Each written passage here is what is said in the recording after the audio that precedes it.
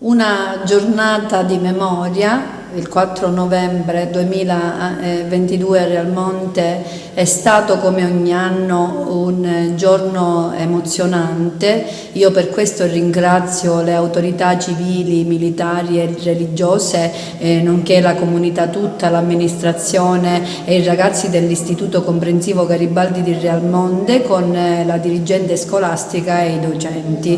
Realmonte, come ho ricordavo prima, ha dato un grandissimo contributo alla libertà, alla democrazia, all'unità. Abbiamo dato lettura dei nominativi dei caduti della Prima Guerra Mondiale e della Seconda Guerra Mondiale a Realmonte. Sono tanta gente che ha dimostrato di avere amore per la nazione.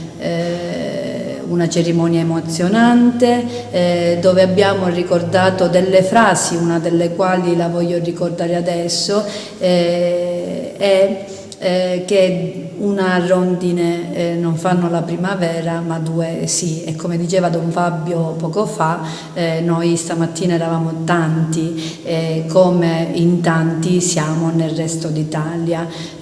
Abbiamo ricordato non solo i caduti, abbiamo ricordato anche quanti uomini e donne hanno dato la loro vita per la giustizia, Falcone, Borsellino, il Beato Livatino, quindi tutti uomini e donne la cui rettitudine e amore per la giustizia, per la libertà, per la democrazia deve essere un monito per le nuove generazioni che devono costruire il futuro.